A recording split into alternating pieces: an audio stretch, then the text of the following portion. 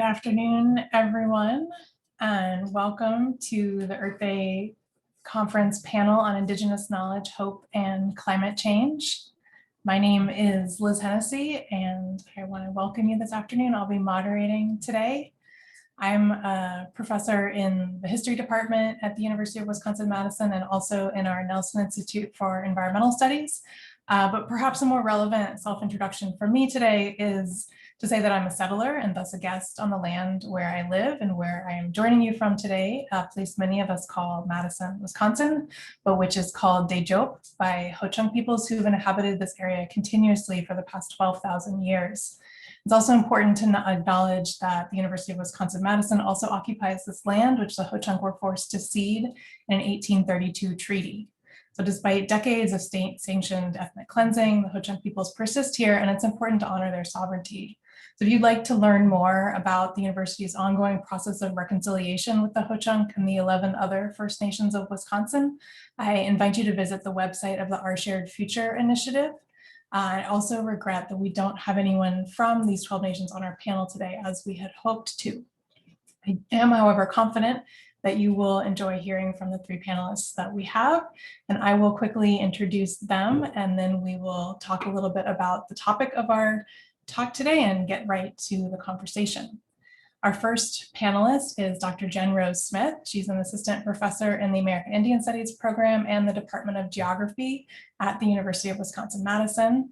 She is an EAC geographer interested in the intersections of coloniality, race, and indigeneity as read through aesthetic and literary contributions, archival evidences, and experiential embodied knowledges. She's working on a book titled Icy Matters: Race, Indigeneity, and Coloniality in Ice Geographies, which undertakes an analysis of coloniality and racialization in icy locales to demonstrate how ice has been a foundational object for making sense of the world and beyond. Our second panelist is Dr. Yi-Ile Julia Hobart, who's an assistant professor of anthropology at the University of Texas, Austin. She holds a PhD in food studies from NYU and an master's in studies of the decorative arts, design, and culture from the Bard Graduate Center, and an MLS in archives management and rare books from the Pratt Institute. Her research and teaching is broadly concerned with Indigenous foodways, Pacific Island studies, settler colonialism, urban infrastructures, and the performance of taste. Her book on the social history of comestible ice in Hawaii is forthcoming from Duke University Press and investigates the sensorial and affective dimensions of native dispossession. Our third panelist, certainly not least today, is Dr. Cleo Wolfe-Erskine. He is an assistant professor at the School of Marine and Environmental Affairs at the University of Washington in Seattle. He has a PhD in energy and resources from UC Berkeley, and his research focuses on the ecological and social dimensions of human relations to rivers and their multi-species inhabitants, as well as how queer trans-feminist thought can transfigure ecological science as it's used by Indigenous and non-Native practitioners in river management. And he has a forthcoming book called Underflows: Queer Trans Ecologies and River Justice that will be out this fall from the University of Washington Press. So please join me in welcoming our three panelists. We are very lucky to have them today. I hope that you all have had a chance to watch the videos that they recorded that are available on demand and in the link in the Q&A panel. And for the videos, we asked them all to respond to the same question. And this is a question that Dr. Smith posed, and I'll read it to you again now just to frame the conversation today.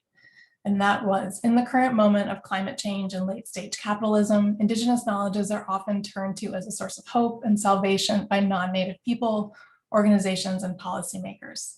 The question is, what do you make of this turn, and how might you consider the nuanced politics of it, given ongoing histories of dispossession? And this, I think, is certainly something that I have fallen victim to in the past, and so really, I think, very topical for all of us today.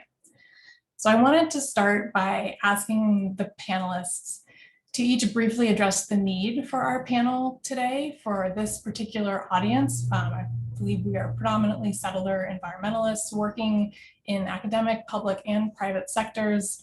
And I think I'll ask Jen to begin, since the framing question was hers.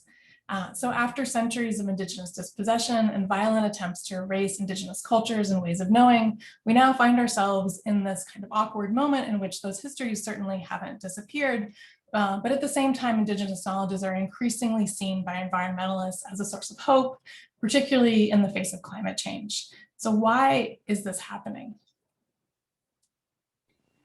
Thank you, Liz. It's so great to be here and to see your faces and to be having this conversation with all of you. Thanks for that intro.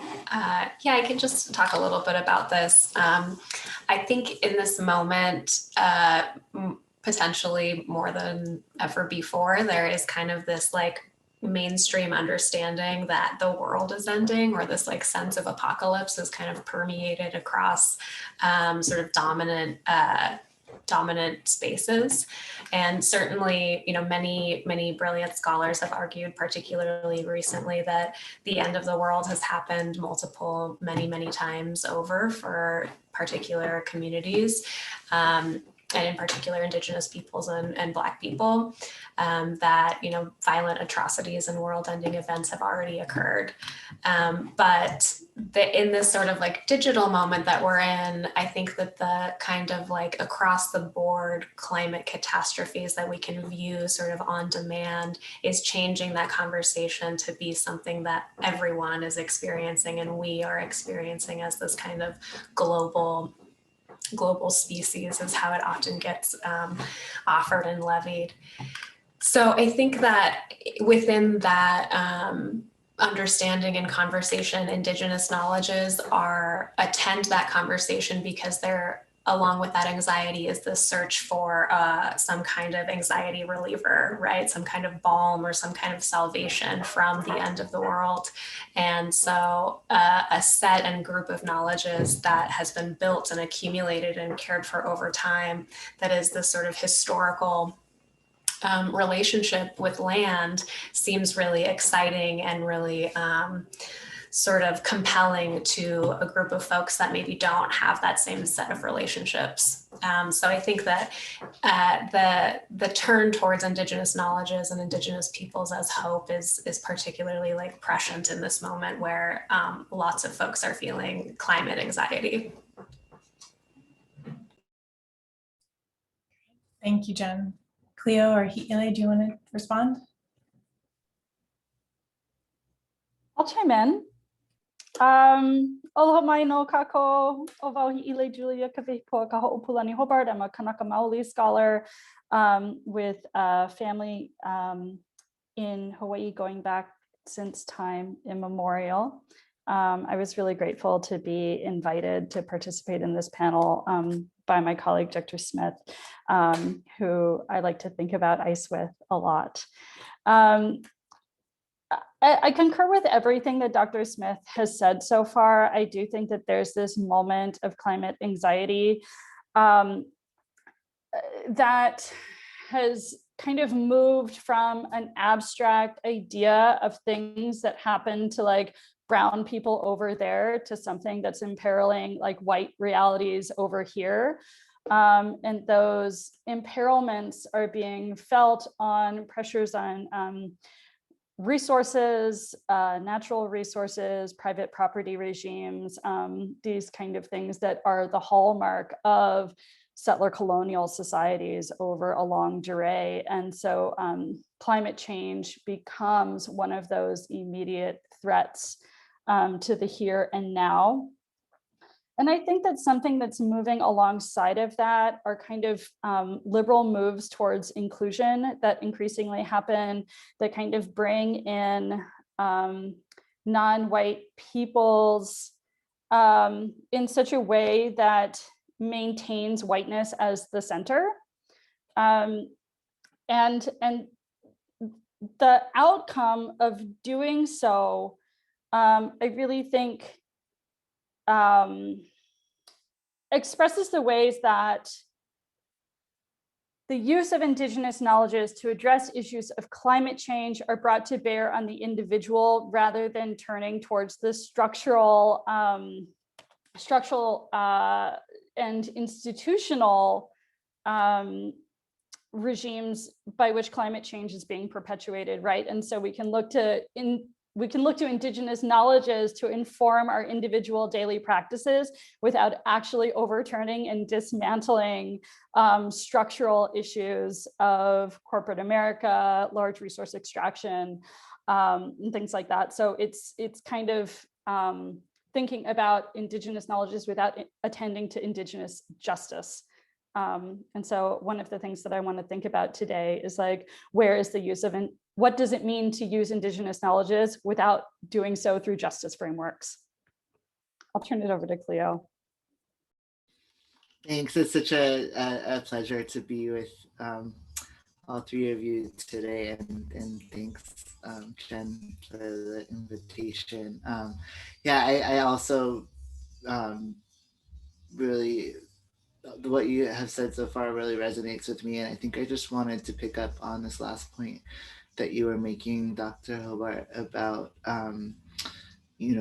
these structural changes, and not only in terms of climate mitigation, but also in terms of climate adaptation. And I'm thinking here as a settler who is involved in a long-term collaboration with Karuk tribe and Karuk cultural practitioners around dam removal and fire.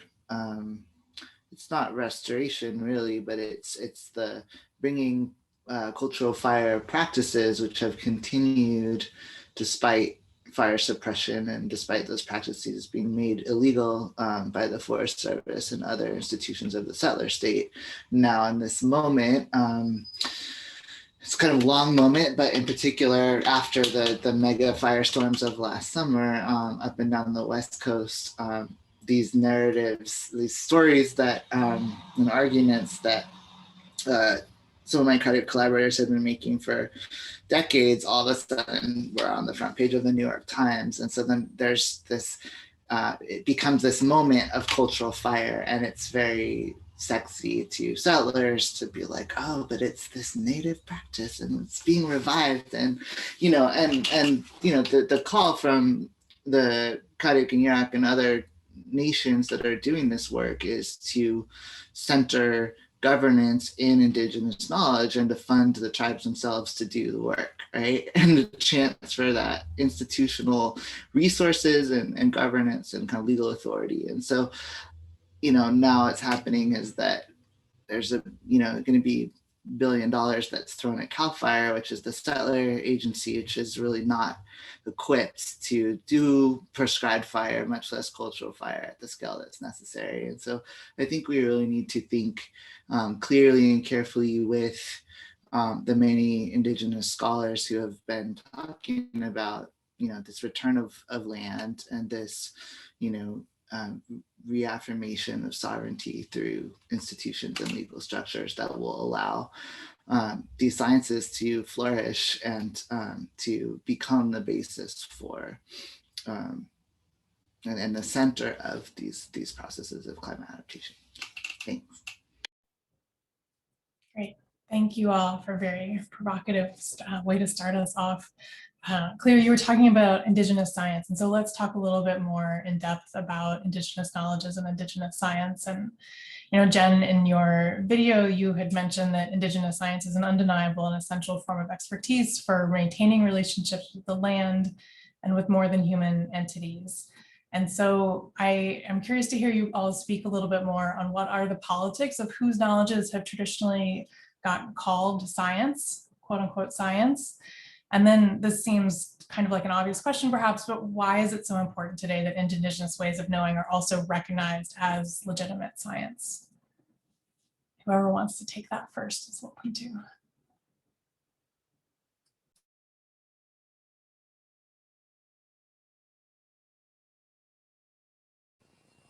I can talk a little bit first. Yeah, I think it's important to say Indigenous knowledges and to say Indigenous sciences. I think in particular because Indigenous sciences have not only been marginalized, but have been sort of like one foci of a project that's designed to systematically eradicate such knowledges and ways of being in the world. So even though Indigenous peoples around the world have had, complex systems of organizing thought and philosophy and law and language. I think there's still an ongoing denigration of Indigenous science and Indigenous lifeways. And I think this happens in kind of spectacular ways, but also in, sort of mundane ways. So the ways that even Indigenous sciences sort of get coded as traditional ecological knowledges. And, climate science gets called climate science, right? So, boxing in that kind of knowledge as traditional ecological knowledge, makes it something that can be sort of like additional or something that can be incorporated or, kind of additive later after the fact, as opposed to, Indigenous science structuring the very, foundational essence of how research gets done and how policy is enacted.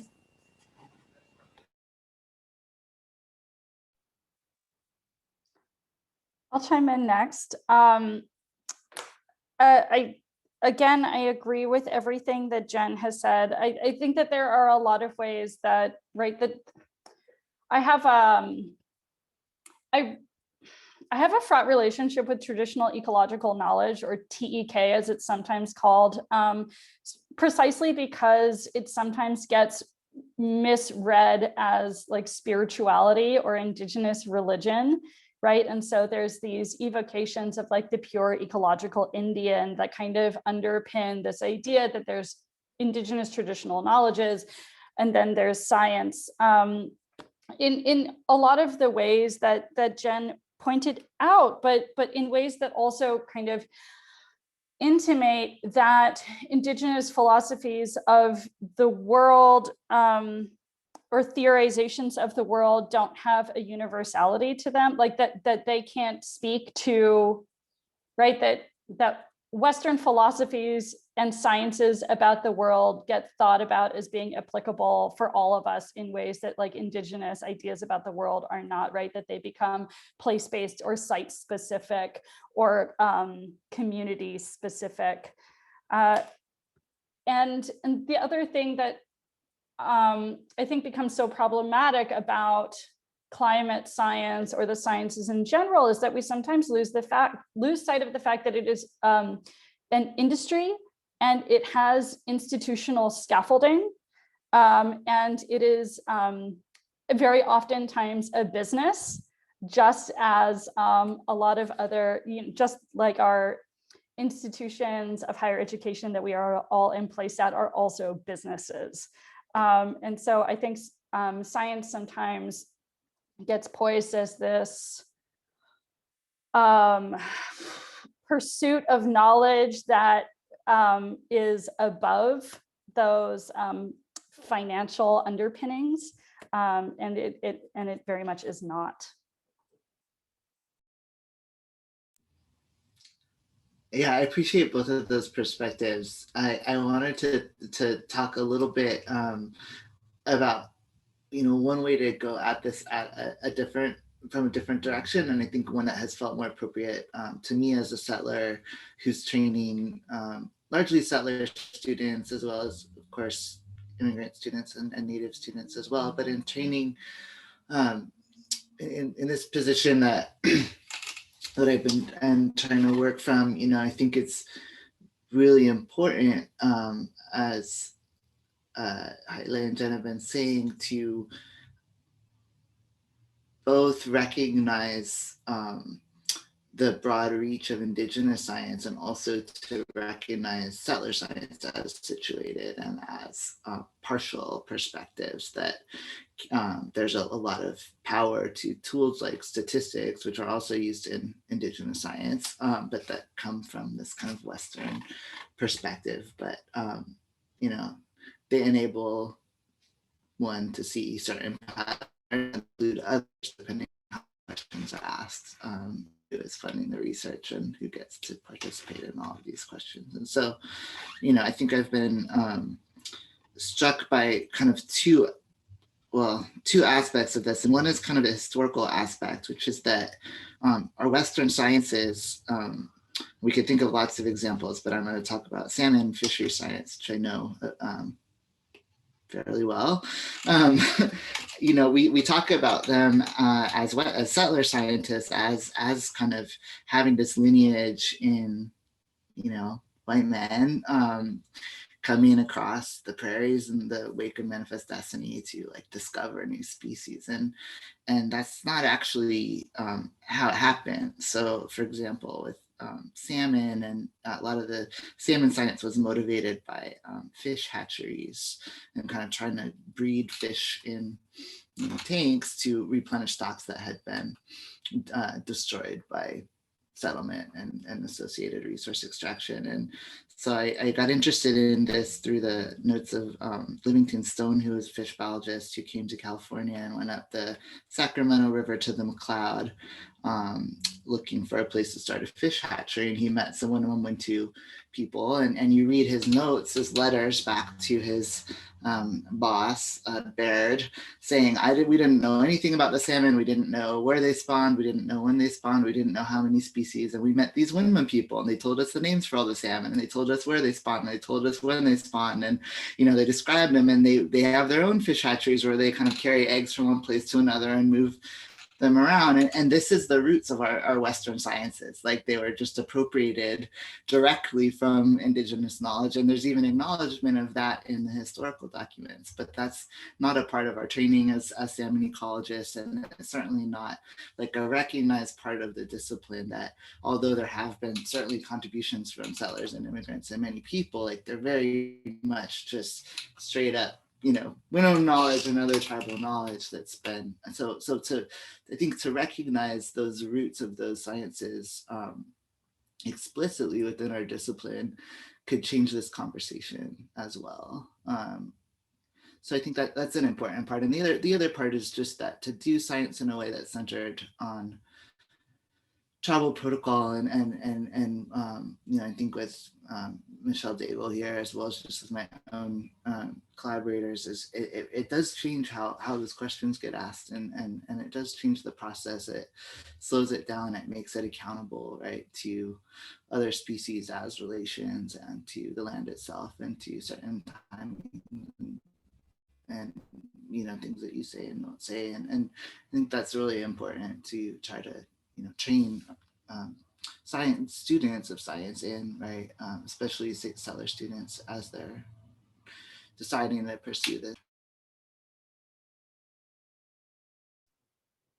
Great, thank you. And Cleo, that's actually a great segue into my next question. So this will be my last question, and then we will open it up for audience questions. So please do, in the Q&A box, feel free to drop your questions for the panelists.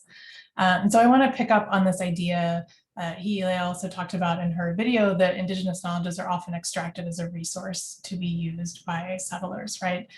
And so that's part of the ongoing violence of the settler state, and it's used, quoting Hi'ile here, like, without attending to the needs, desires, and futures of indigenous peoples. Jen also spoke about how this fetishization of indigenous knowledge works by reducing indigenous knowledge to being fundamentally about ecology or about conservation, but also at the same time ahistorical or apolitical. But you all stress that, in Hi'ile's words, indigenous knowledges don't exist without indigenous peoples, right? And so I would like to hear you reflect a little bit more on, like, what might equitable exchange of knowledges look like? And Cleo is just beginning to kind of flesh this out. So again, I'll let whoever wants to speak first go.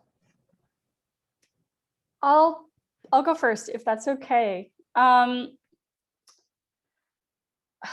I think that the question about what equitable knowledge exchange might look like is a complicated one, because the first question I want to ask back is, like, under what conditions are these exchanges being structured under?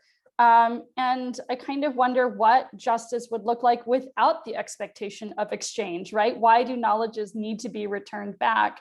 You know, why can't, at the risk of being blunt, you know, why can't the US honor its treaties? Why can't the US, you know, pay reparations to indigenous communities that it has dispossessed? Why can't Indigenous communities be supported in political self-determination without the expectation that they give resources back to the US. I think the US has taken plenty of resources already.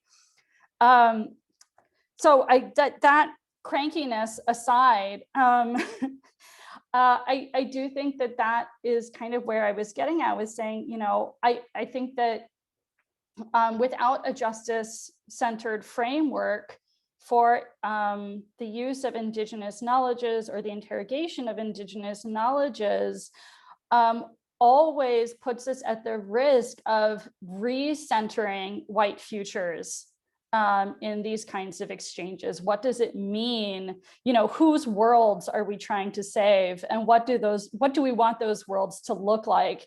And I think that I very much do not want these worlds that we're saving to look like the ones that we currently have, right? I think that we are all coming up against the very real problematics of inequity under settler regimes.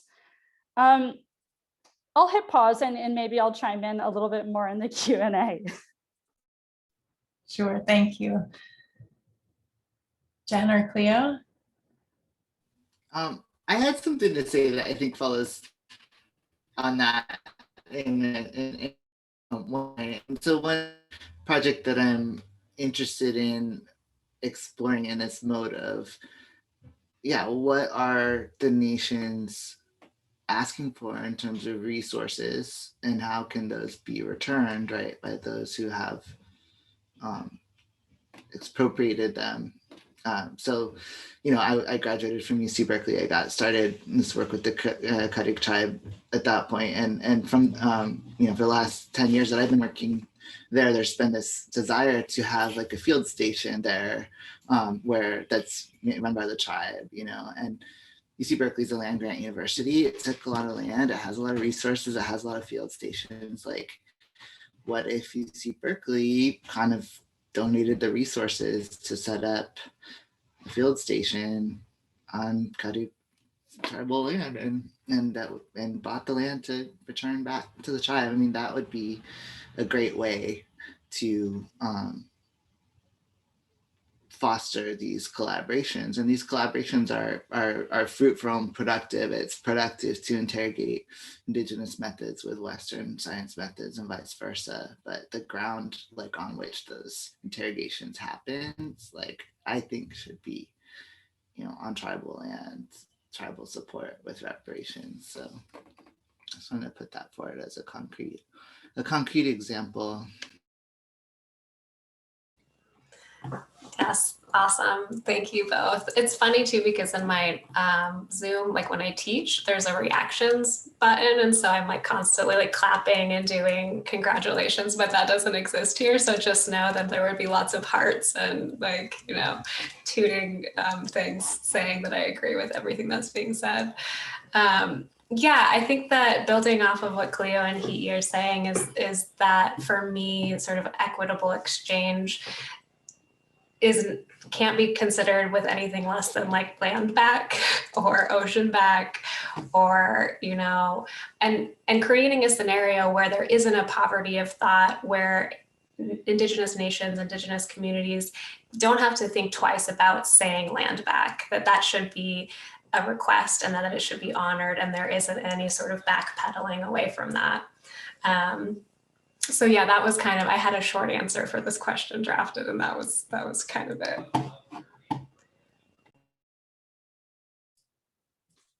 Great, well, thank you so much. So we've got a couple of questions in the chat now. I think I'm going to bundle two of them together. And so the first is Carrie Lee asks, if you could please define your understandings of interrogations.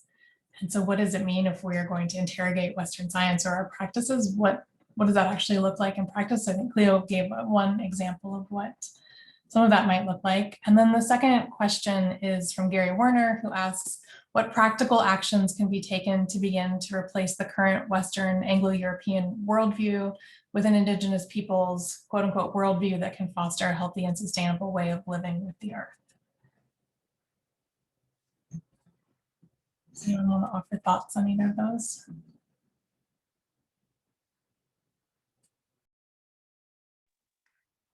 I'm just wondering if Carrie could direct her question to some, I don't know, did I like just say the word interrogations in one of my answers and like lose track of where I said it? I'm not quite sure. But to speak very briefly to Gary's question, and I hope it's okay that I am assuming we're all on a first name basis. With that, I guess I want to respond to your question by thinking about what we mean when we talk about replacing this with that. You know, to replace a white worldview with an indigenous worldview, I think doesn't quite do the work that I think you want it to do, or maybe we want it to do. But you know, what would it take to not replace, but actually to make space where a lot of worlds can fit into one, right? And so what does it mean to create a world within which, you know, indigenous worldviews, Asian American worldviews, Black worldviews, you know, that we can kind of make space for like the multitude of theorizations about this world that exist in ways that don't privilege whiteness by thinking about, you know, how it needs to be replaced, or how, like, I feel like that always kind of keeps it at the center. And I'm wondering if Jen or Cleo has something that can refine my clumsy answer just a little bit more.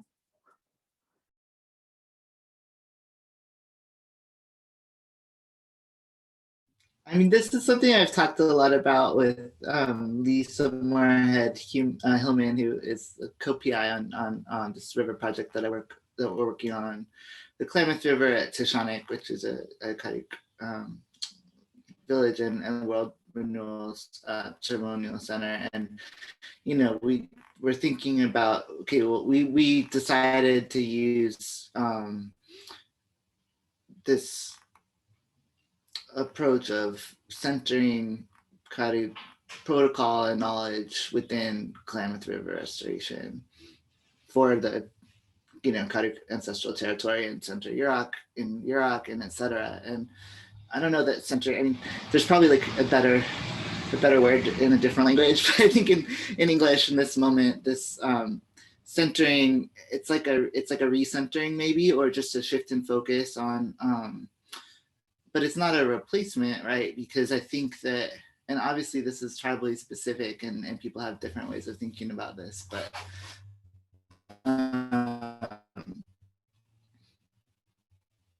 you know, I think in the different tribal communities that I've worked with, it's like wanting to have those knowledges and ways of knowing and ways of teaching and intergenerational exchange, and you know, the sites where research happens or the sites where meetings happen might be in the field rather than inside, for example, and just to have that take place some of the time, right? Not have it be this kind of continual hegemonic, you know, whiteness in all of these processes, and to have that filter up to, you know, federal dam removal planning or U.S. Forest Service planning, and not only be, you know, for kind of within the tribe decision making. And so I think that's part of what I mean. And I think I was the one who said interrogating, and I mean, I don't mean that in a particularly, you know, I guess it sounds kind of like the criminal justice system, so maybe we need a better word for that too. But I think it's just really this thinking across or thinking athwart, right? Like thinking from one perspective, another perspective. If those, we don't always have to have some kind of synthesis, right? We can say this way of knowing shows us this thing, this other way of knowing shows us this thing. Sometimes they're commensurable and sometimes they're not, but those incommensurabilities, just like, you know, political dissensus can be productive, and we can like stay in that incommensurability without having to kind of say that this one way is the right way in any.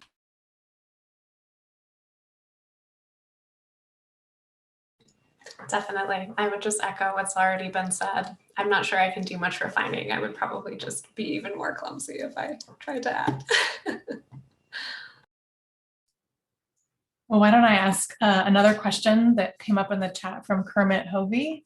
He says, it seems there is a danger of assuming the existence of monolithic uniform homogeneity within the reality of Indigenous knowledge or Western knowledge or Indigenous worldview or Anglo-European worldview.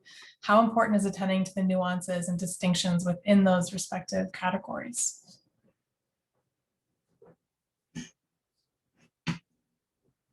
Who wants it? I can start by just saying yes, absolutely. That the goal is certainly not to say that there is a homogenous Indigenous worldview that should then, replace a homogenous Western worldview.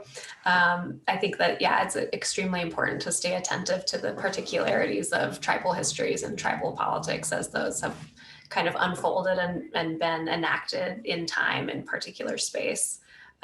So yes, I would just start there.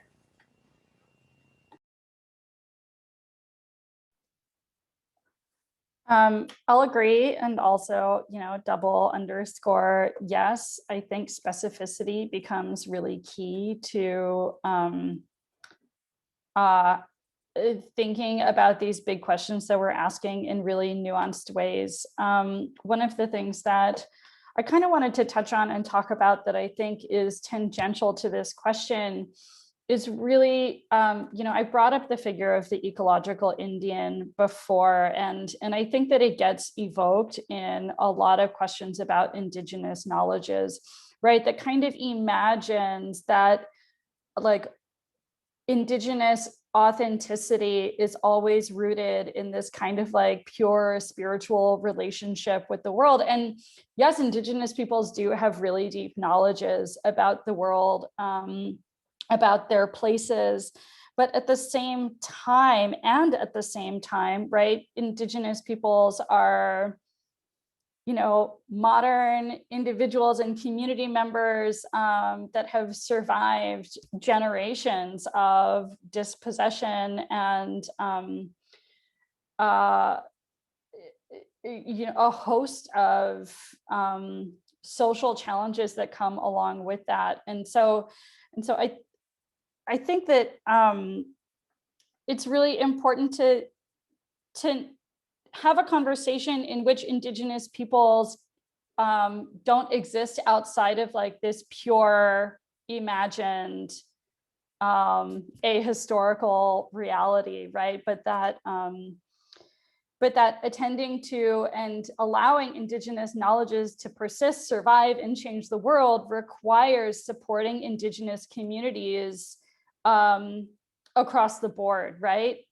Making sure that they have access to traditional territories, educational systems, that they're getting fed and nourished with foods that are both culturally appropriate, and also so that I think there's like, right, the questions that we have about ecological knowledge and climate change need to be situated within an entire web of social questions that shape how we make sure that Indigenous knowledges don't get cleaved away from and divorced from like the actual lived reality of Indigenous people. Yeah, thanks so much for that. And for both of you, I think I would just add that one way that's been really productive for me to think about these issues is through Glenn Coulthard and Leanne Simpson's framework of grounded normativity and place-based solidarity, and this is to kind of continue on this idea of not only Indigenous peoples like non-Indigenous peoples, right, distinct in their kind of in tribally specific ways, but also obviously there's different concerns and positionalities within Indigenous communities. And so, attending to, women's positionalities, queer and trans and two-spirit people's positionalities within given communities can be really crucial and can be grounds for solidarity, right? And I think some of the really concrete kind of relations forged through struggle and over the last decade or so. I mean, you could think of, water protectors from Flint going to meet water protectors with the No Dapple camps, or you could think about even just these. Anyway, lots of different examples and ways that we can learn from our culturally specific sites and strategies of struggle. Working from those places, but kind of and learn and kind of working out all of these kind of complexities that arise in all of our communities.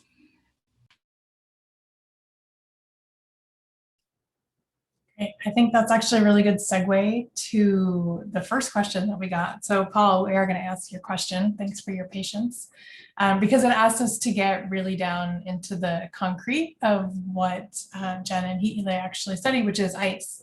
And so Paul asked, his understanding is that the definition of ice in national law differs from nation to nation as land or water, but also with implications for many changes we're seeing in the Arctics. So where do these different ontologies come from? Do they matter in addressing climate change and in the dueling geopolitics over northern and southern resources? Also, those legal definitions diverge from Indigenous understandings. And so what are the implications of those divergences? Any thoughts on that question? There's a lot of questions in there, as is Paul's way.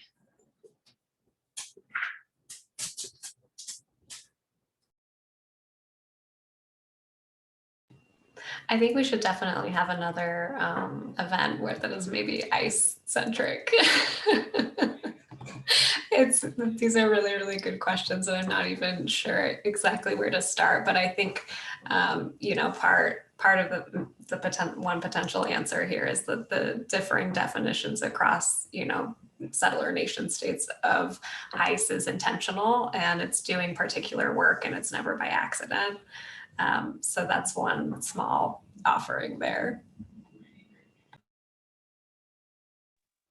And I only have a small offering in response to Paul's question, also because my work on ice is centered in the Pacific, where we imagine ice to rarely or not exist at all. And so a lot of what I think about are like ice imaginaries and thermal imaginaries about the Pacific. I do think about the materiality of ice a little bit, but it works out a little bit differently than it does in Jen's community. But that, I think separating ice out from like the multitude of waters in general does really particular work as well. And so, Pacific Island people's relationship with ice through the paradigm of climate change has to do with sea level rise. And so I think we really need to think about like forms of water across space and qualities of water across space. We need to think about freshwater and saltwater and try to hold all of those things together when we think about the epistemological and ontological registers across the globe.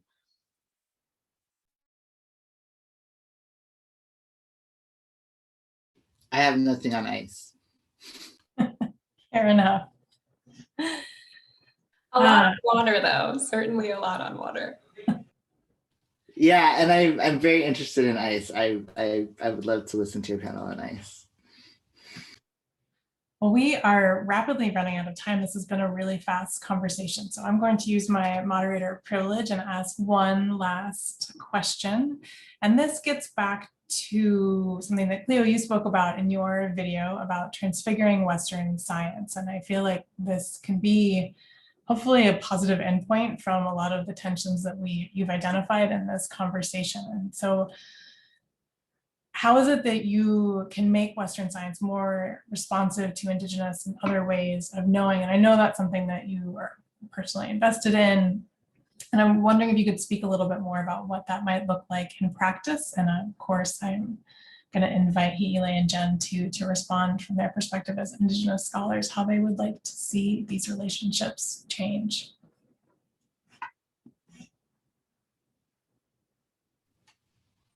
I mean, I'll just say, I feel like I said most of what I have to say, but it's about, you know, money. It's about how NSF works. It's about training Indigenous scientists and really providing, you know, research families and pathways, and also it requires all researchers that learn Native to like commit to long-term relationships with specific communities, and that's not always easy to do within academia. And I'll just leave it there. I'm sorry, that's not very positive.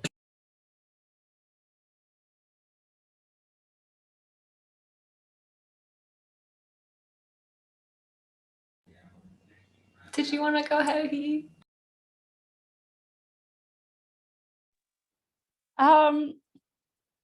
I was hoping you would pick up the thread next, Jen, but I will just underscore what Cleo said about, you know, really thinking about the institutional capacity to reroute resources becomes a really important one to giving Indigenous scientists what they need in order to do their work. And so instead of kind of trying to fold Indigenous knowledges into a pre-existing Western science framework, but to actually route those resources towards Indigenous communities that are already doing really important scientific work. And I think that there's, you know, that sometimes gets lost, that Indigenous communities have institutions, have scientists who are actively working to address these questions right now. It's not just, you know, there's like Native people wandering around on the earth, you know, thinking thoughts, but that they are also, you know, in these institutions and have their own institutions. Yes, I love that. Thank you both, Cleo and Hi'iwe, for articulating that. I would definitely just wholeheartedly agree. And yeah, in that spirit, support the work that's already being done, right? There's already a lot of work being done. And that also, in order to start new work, I would like to have these processes reimagine wherein Native communities or Native folks have to narrate their experience or narrate their situation in a particular way to get funding. That's also something like, let Native communities be messy, like let it be complicated, let those things be what they are, and not have this kind of particular template or model for what things should look like that folks need to kind of mirror or reflect back. Brilliant. Thank you all so much. We are out of time today, but I think that's a really wonderful place to end, with very concrete and practical solutions for addressing this issue. So I want to thank very much our panelists today, and I hope that you all join me in thanking them. I also want to thank Kasha Shah and Rachel Gurney, who've been working behind the scenes to facilitate all of this, and Emily Reynolds also, who organized us. And thank you all very much for your time this afternoon. If you haven't already watched their videos, I would encourage you to do that as well. So thank you all. Thanks.